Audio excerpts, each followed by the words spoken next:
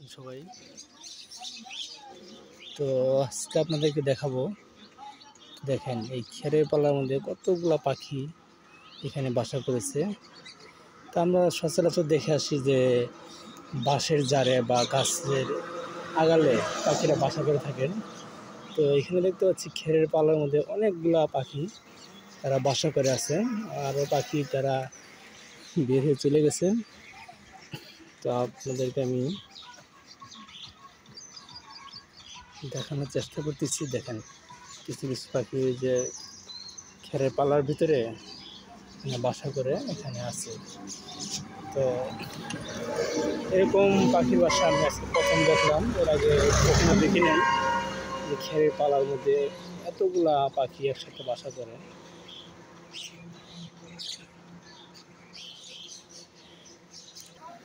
দেখেন আপনাদেরকে দেখানোর চেষ্টা করতেছি।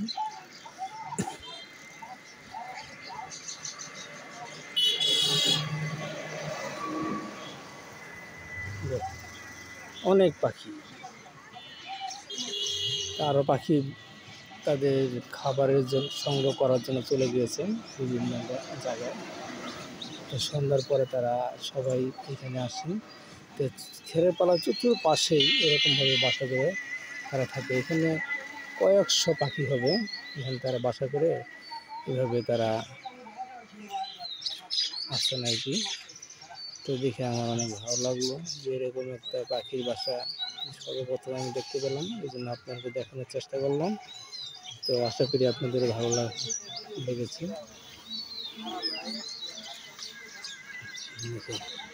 ক্ষেতটা রাখা হয়েছে গরুর খাবারের জন্য। তো এখানে পাখিরা যেভাবে বাসা করে ফেলেছে, যখন যার ক্ষেত সে যখন নিয়ে যাবে তখন এই পাখিরা কোথায় যাবে, তখন তো পাখিদের সমস্যায় পড়ে যেতে হবে। আপনারা এখানে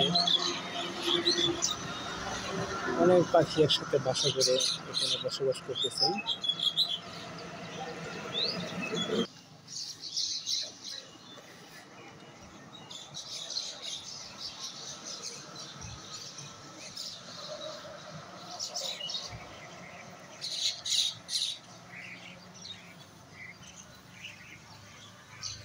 আমি আপনাদেরকে কাছ থেকে পাখির বাসাগুলো দেখানোর চেষ্টা করতেছি।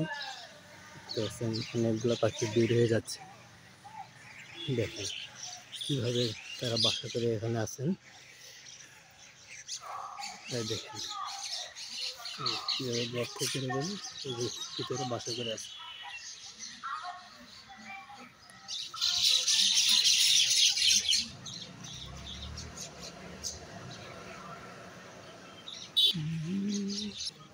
আমাদেরকে দেখে পাখিরা সব গাছের আগে চলে গিয়েছে, দেখতে পাচ্ছেন।